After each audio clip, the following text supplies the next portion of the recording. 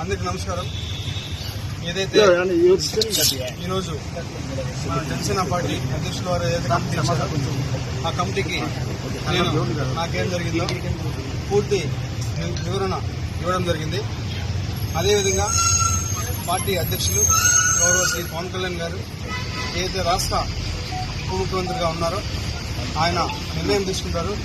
ఆయన నిర్ణయం తీసుకున్న తర్వాత నేను మళ్ళీ మరొక మారి ప్రెస్ మీట్ పెట్టి ఇంకా పూర్తిగా ఇస్తా అని చెప్పి మీడియా మిత్రులందరికీ తెలియజేస్తాను.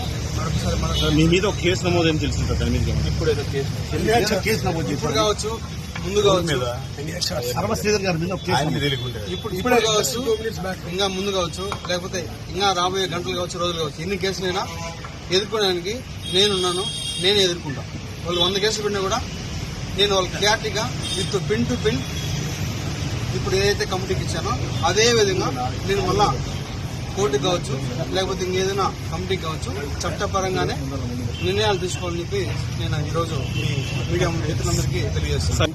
నాకు ఎవరైతే ఆ వ్యక్తికి జరిగిందో పూర్తిగా ఇది వ్యక్తిగత విషయం.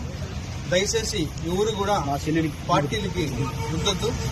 ముఖ్యంగా జనసేన పార్టీ అనే పేరు ఎత్తకుండా వ్యక్తిగత జరిగిన విషయం కాబట్టి వ్యక్తిగతంగానే నేను కమిటీకి సబ్మిట్ చేస్తాను.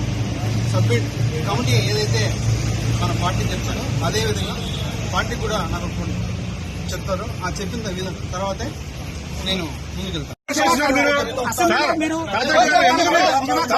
ఎందుకు కాంట్రవర్సీ చేస్తున్నారు మీరు ఎంత కాంట్రవర్సీ చేస్తున్నారు? సార్ ఆయన మళ్ళీ రెగ్యులర్ గా ఎప్పుడు